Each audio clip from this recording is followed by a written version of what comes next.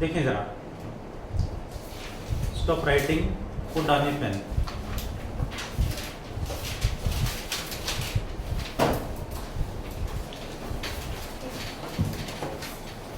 Good evening, शुभ सायं to all of you. Suhani ma'am भी जाओ, या तो लिख ही नहीं रहे थे, अब लिखना स्टार्ट हो, पेन रुक ही नहीं रहा है। कौन सा पेन यूज कर रहे हो? हाँ, रुकता ही नहीं ना।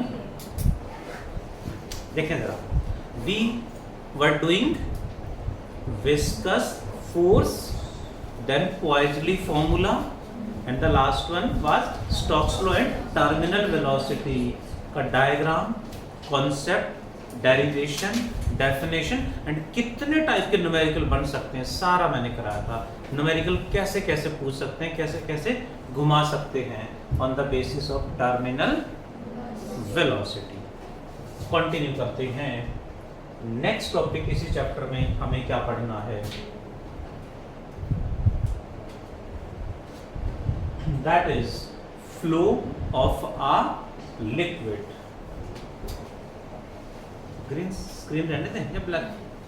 नहीं, ब्लू ज्यादा हो गया है ना, ये फिर भी बेटर लग रहा है। Please, chapter 9 11th class, chapter का नाम इज फ्लूइड्स। में आज का topic is flow, flow of a liquid. Liquid का जो फ्लो है उसको हमने कैरेक्टराइज करा है, डिवाइड करा है। First type of flow is,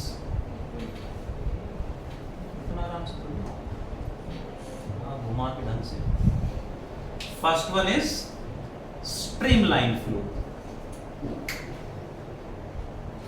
first one is streamline flow, second is turbulent flow,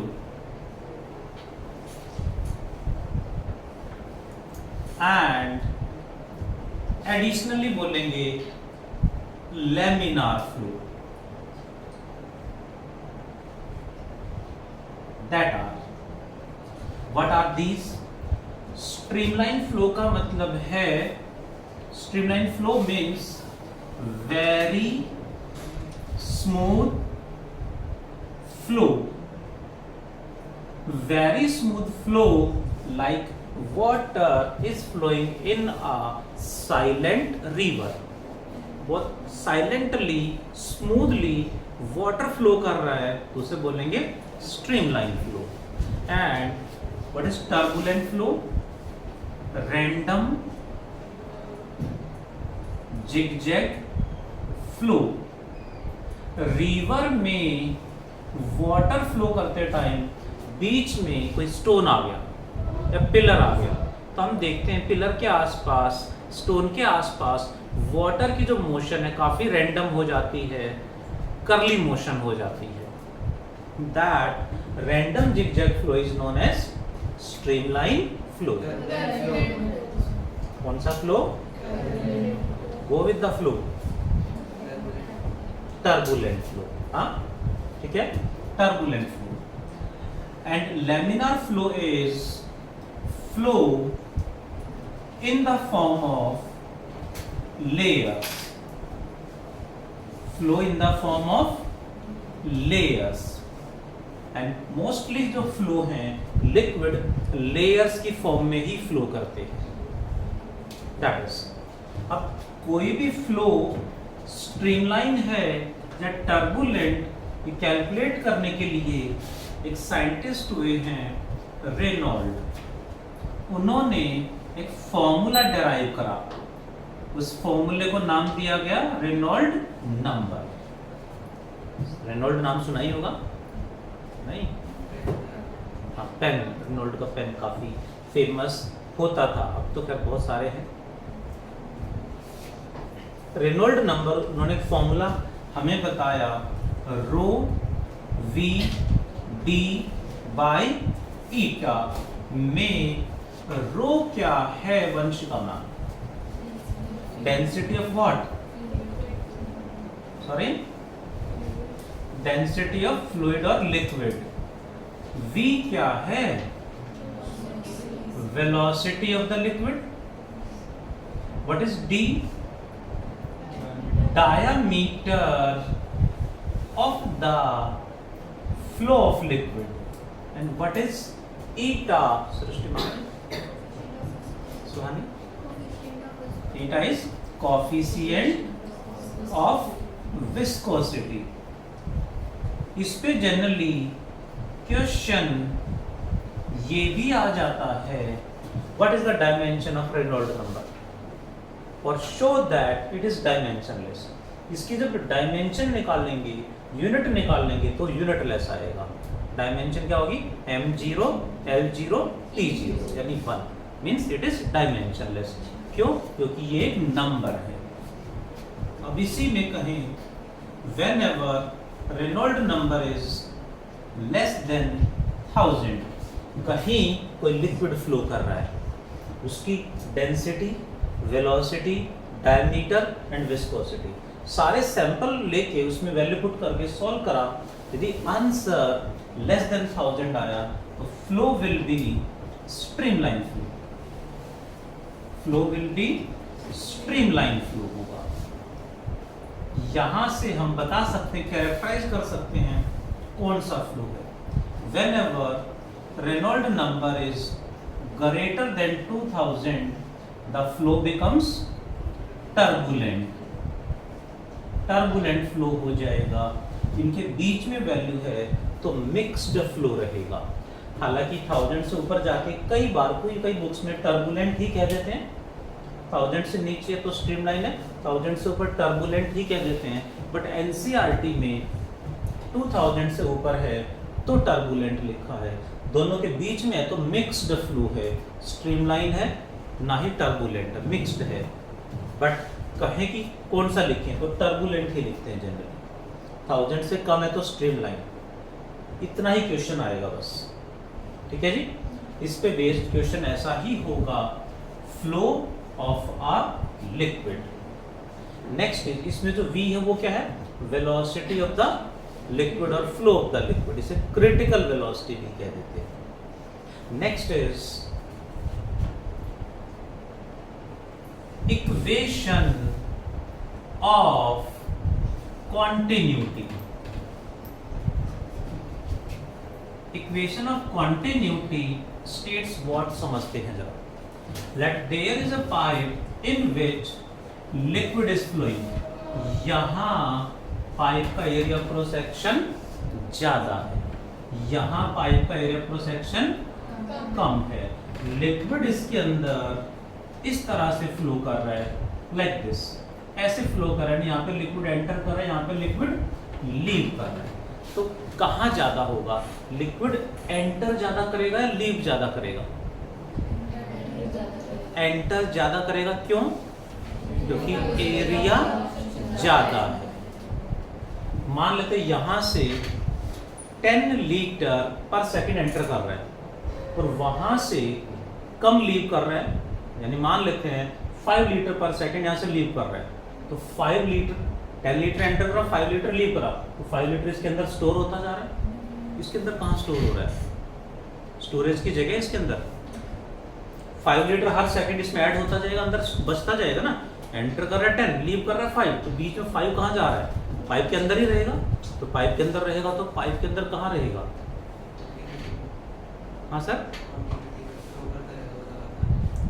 flow करता रहेगा। अगर हम एक मोमेंट पे रोक के मेजर करेंगे तो 5 लीटर बचेगा उससे। और अगले सेकंड में फिर 10 लीटर आएगा।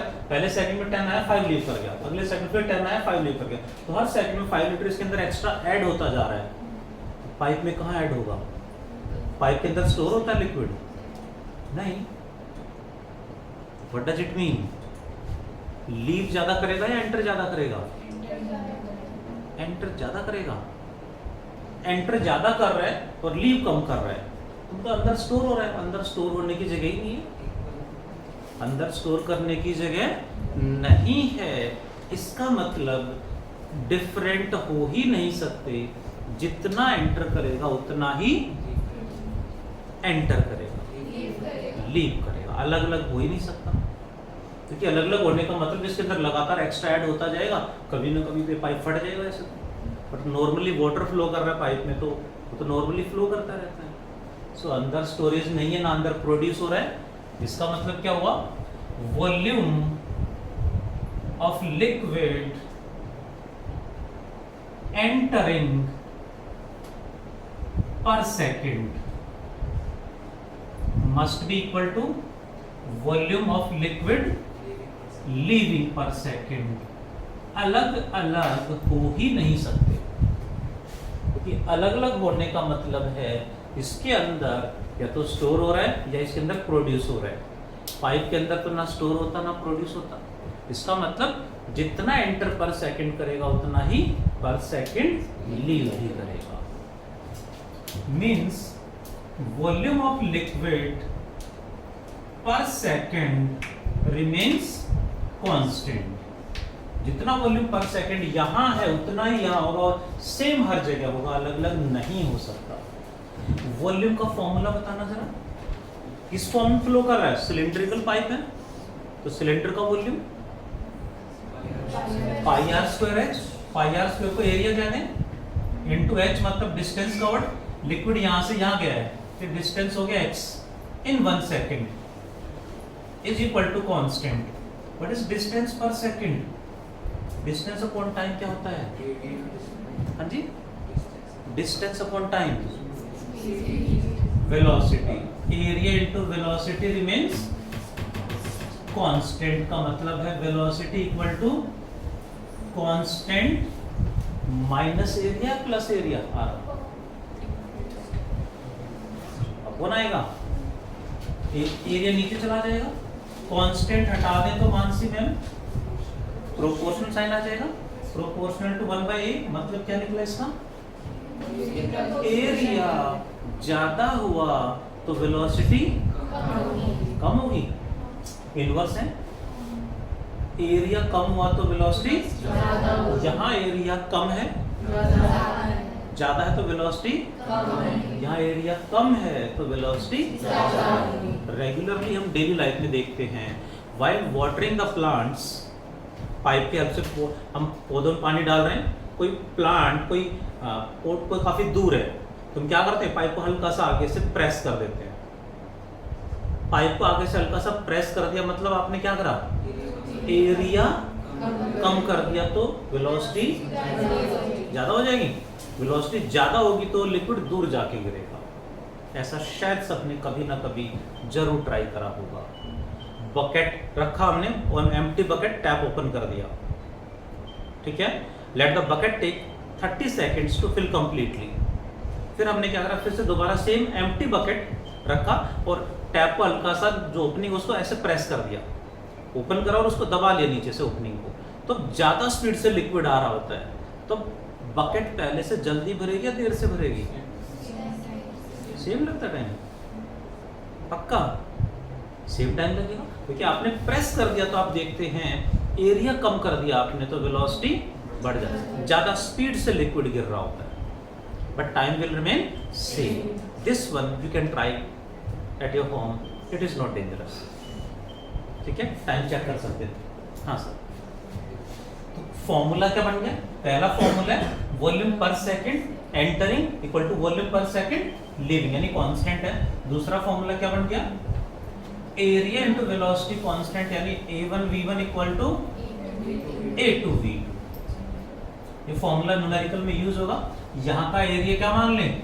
a1 वेलोसिटी, v1 यहाँ का area, a2 and velocity is let v2 मान लेते हैं। कोई और पॉइंट पे कहीं कहीं भी कहीं ये फॉर्मूला लगाना है। वन मोर थिंग, इसको हम डेंसिटी से मल्टीप्लाई कर दें, LHS में भी RHS में भी। What is density into volume? Mass. So mass per second entering is equal to mass per second leaving. मास भी सेम रहता है क्योंकि पाइप को हल्का सा प्रेस भी कर देंगे, दबा देंगे, तो डेंसिटी तो सेम ही रहेगी लिक्विड की। तो आपने पाइप का एरिया कम कर दिया, लिक्विड की डेंसिटी में चेंज कोई नहीं हुआ है। So volume per second remains constant, area into velocity remains constant, mass per second remains constant. Conceptual question आता है इस पे। डेली लाइफ में बहुत जगह हम इस कॉन्सेप्ट को नेचुरली यूज करते हैं। Do fast everyone.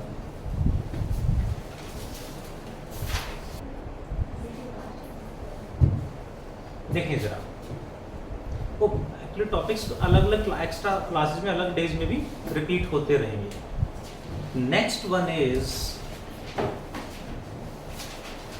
Bernoulli's theorem. Next is Bernoulli's theorem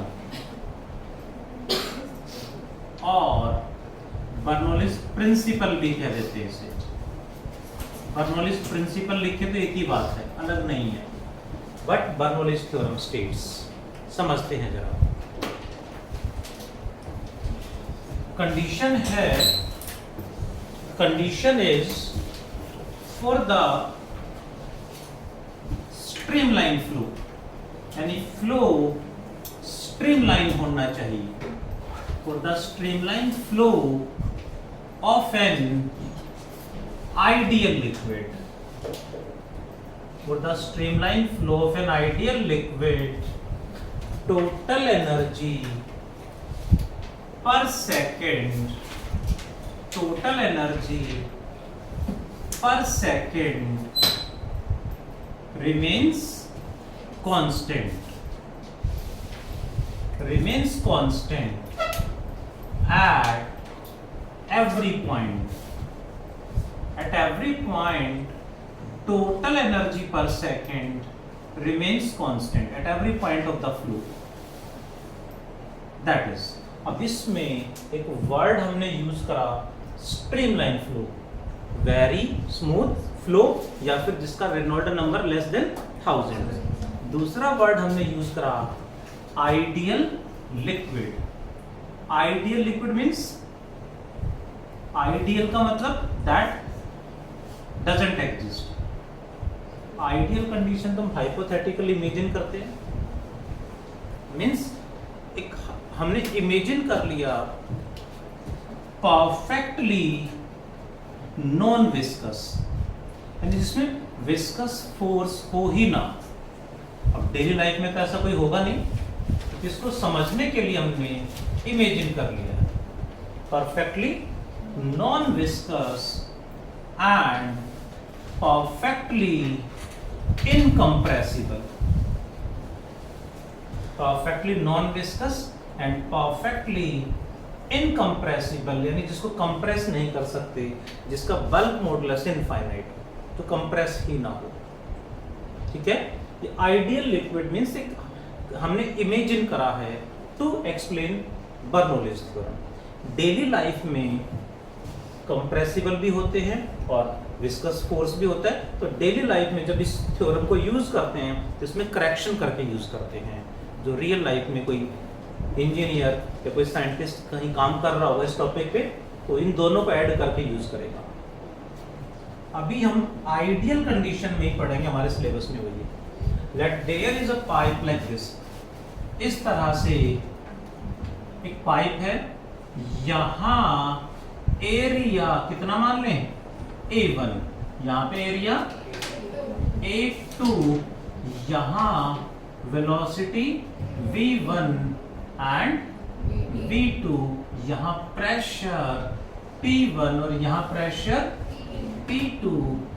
ground से इसकी हाइट H1 और यहाँ की हाइट H2 मान लेते हैं। Liquid is flowing from left to right, liquid ऐसे फ्लो कर रहा है like this, density of the liquid is rho and flowing like this. इस तरह से लिक्विड इस पाइप में फ्लो कर रहा है। लिक्विड इधर जा रहा है, मतलब कौन सा प्रेशर ज्यादा है, P1 या P2? Every liquid flows from high pressure to low pressure. हाँ, high to low to high, high to low flow करता है ना, high pressure to low pressure flow करता है। ठीक है जी, इसका मतलब यहां प्रेशर ज्यादा है, वहां प्रेशर कम है। क्लियर है?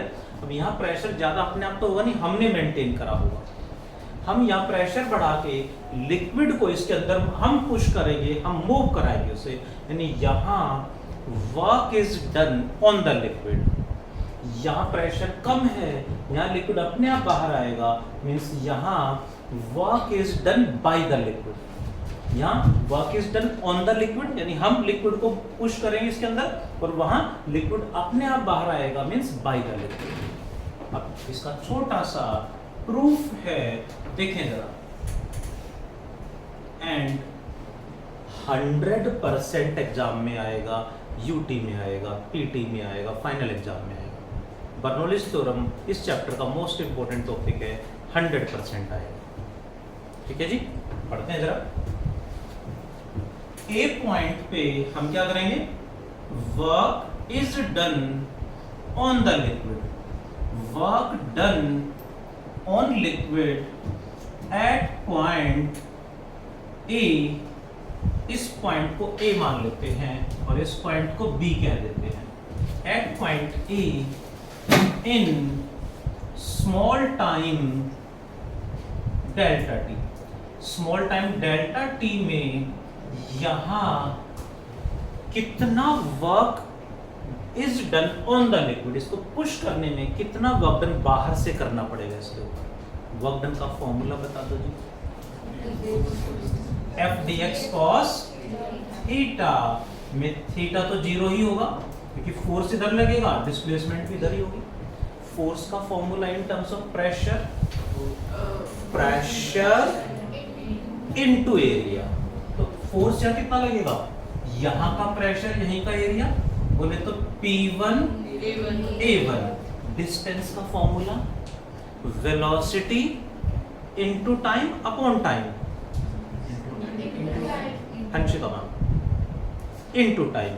यहाँ तो डिस्प्लेस तो स्मॉल, यहाँ का लिक्विड स्मॉल टाइम में यहाँ पहुंच गया तो कितना डिस्टेंस कवर करा, यहाँ की वेलोसिटी v1 और कितना टाइम, स्मॉल टाइम हमने इमेजिन करा है, स्मॉल एंड थोड़ा सा, that is delta T.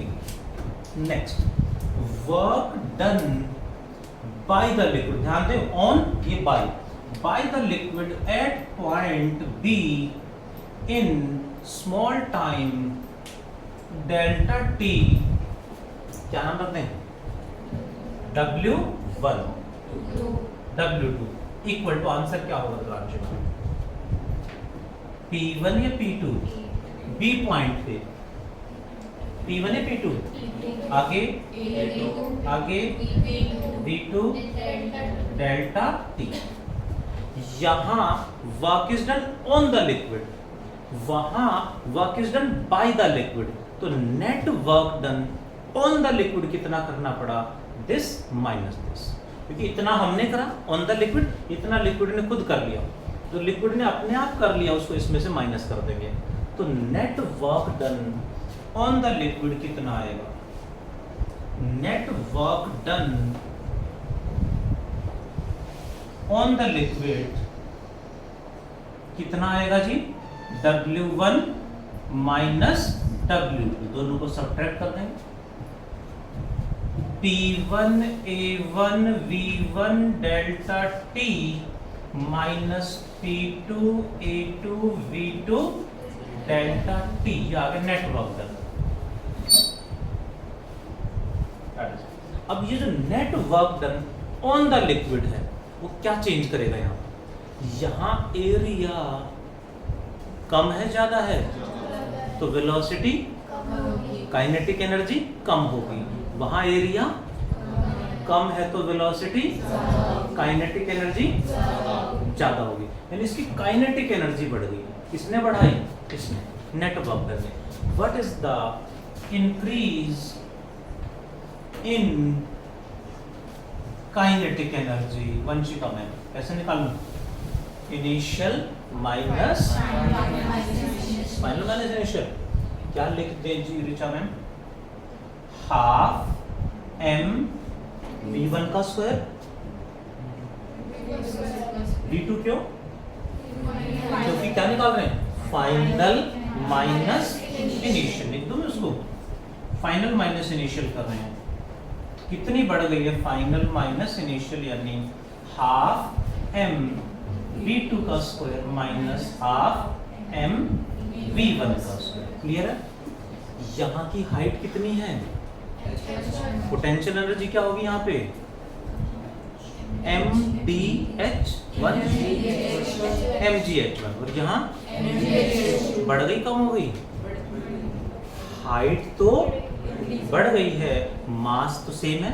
Mass per second and same time में मास तो सेम रहेगा। Equation of continuity, mass per second same रहेगा। दैट मींस पोटेंशियल एनर्जी भी इंक्रीज हो गई है। क्या सेम है? हाँ जी मैम, बढ़ेगी ना।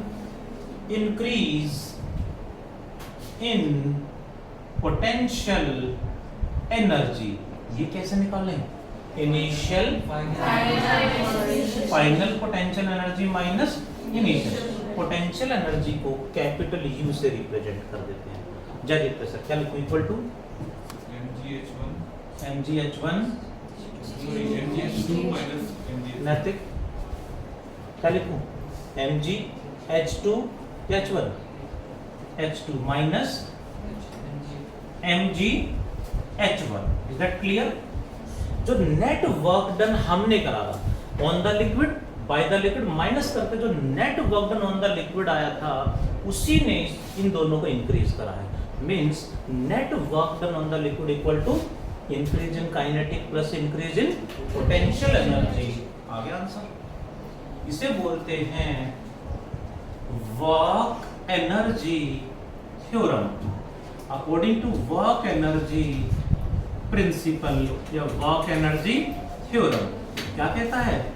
टोटल वर्क डन यानी net work done equal to change in kinetic plus change in potential energy. Total work done कितना आया था?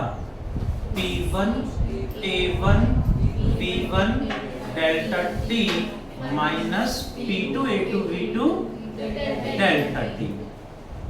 Silent everyone equal to change in kinetic energy क्या लिखेंगे?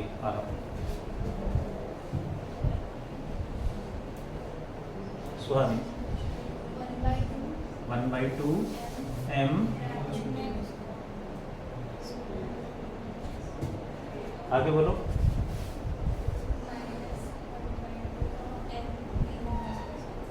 हाफ m v1 का square plus change in potential energy क्या लिखेंगे आप? mgh2 minus mgh1। 1 1 1 वाले जितने भी टर्म्स हैं उसको इधर रख लेंगे, 2 वाली टर्म्स उधर ले लेंगे, तो इधर LHS में आएगा। जिया मैडम बताओ जरा, P1 A1 V1 delta T plus half mv1 square plus mgh1। Tanisha ma'am equal to क्या लिखूं? P2 A2 V2। अब बता दो आगे। Plus half m v1 square V2 square V2 square आगे प्लस mgh2। इसका मतलब है इन तीनों का sum at A equal to इन तीनों का sum at B is equal to इन तीनों का sum at C is equal to इन तीनों का sum eight D equal to इन तीनों का सम एट E। यानी तीनों का सम हर पॉइंट पे सेम रहेगा।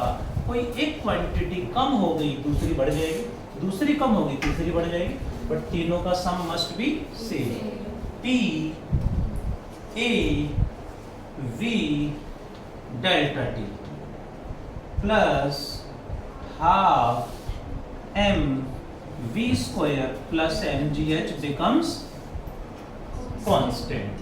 ये हमारे पास आ गई है एक इक्वेशन फ्रॉम बर्नौलीज थ्योरम में। हाफ m v स्क्वायर क्या है? Kinetic energy. mgh क्या है? Potential energy. पता है सबको? PAV डेल्टा T क्या है?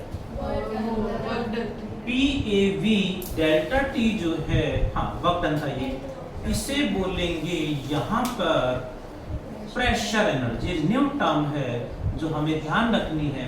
प्रेशर एनर्जी बोल किसको रहे हैं? ठीक है, इस टर्म को बोलेंगे प्रेशर एनर्जी। बट जब न्यूमेरिकल्स अटेम्प्ट करेंगे तो इस फॉर्मूले को थोड़ा सा मॉडिफाई करके यूज करेंगे। Equation first divided by volume, first equation को वॉल्यूम से डिवाइड कर देंगे तो ये बनेगा PAV delta T upon volume. Velocity small v है एंड वॉल्यूम कैपिटल V है, plus half mv square divide by volume plus mgh divide by volume equals to constant divide by volume, again constant, क्योंकि volume भी constant ही रहता है। जी बताओ जरा, what is this? क्या आएगा? वॉल्यूम से इसको डिवाइड करेंगे तो क्या बचेगा? P प्लस यहाँ क्या आएगा? Half mass upon volume density rho v square plus mass upon volume density rho gh remains constant. ठीक लिखा मैंने? P बचेगा, इसको वॉल्यूम से डिवाइड करेंगे तो ये पूरा कट जाएगा, P बचेगा। अच्छा, what is velocity into time? Distance, distance into area, area into distance, area into height, volume of cylinder. ये पूरी की पूरी टर्म क्या है जी? वॉल्यूम है, और वॉल्यूम से हमने डिवाइड करा है तो वॉल्यूम से वॉल्यूम कट जाएगा, क्या बचेगा? P। ये हमें इक्वेशन में यूज करनी है। न्यूमेरिकल्स में हर जगह ये इक्वेशन हमें यूज करनी है। इसी में थोड़ा थोड़ा डेरिवेशन हमारा कंप्लीट हो गया है, डेरिवेशन कंप्लीट हो गया है। एडिशनल पॉइंट है फॉर हॉरिजॉन्टल पाइप या हॉरिजॉन्टल फ्लो कह देते हैं, और हॉरिजॉन्टल पाइप या फिर हॉरिजॉन्टल फ्लो है तो ऐसे में कौन सा फैक्टर चेंज होगा, कौन सा फैक्टर हट जाएगा? हॉरिजॉन्टल पाइप का मतलब कौन सी हाइट ज्यादा है, H1 या H2? दोनों सेम होंगे तो इंक्रीज इन पोटेंशियल एनर्जी क्या हो जाएगा? mgh माइनस mgh कितना? मीन्स हाइट वाली टर्म हट जाएगी, क्या बचेगा सृष्टि मैम? इतना बड़ा P, आगे half mv square plus equal to constant, क्योंकि हाइट वाली टर्म हट गई। P plus half rho v square is constant. Numericals में हॉरिजॉन्टल फ्लो है तो ये फॉर्मूला लगाना है, अदरवाइज ये फॉर्मूला लगेगा न्यूमेरिकल्स में। एग्जाम में डेरिवेशन आता है तो हमें यहां तक डेराइव करके छोड़ देना है। ठीक है जी, थोड़ा सा और मॉडिफाई करेंगे इसको। Equation number 3, equation 3 divided by rho into g, rho g से डिवाइड कर देंगे इसको। रो जी से डिवाइड करेंगे तो क्या आएगा? P by rho g plus half rho v square by rho g plus rho g h divide by rho g equal to constant divide by rho g. Equation 3 में तो हाइट नहीं, equation 3 में तो height है ही नहीं, equation 2 ले लेते हैं। 2 में क्योंकि हाइट वाली टर्म रखेंगे साथ में, वो सिर्फ हॉरिजॉन्टल के लिए जनरल फॉर्मूला ये है। ये क्या बन गया? P by rho g plus क्या लिखेंगे सुहानी मैम?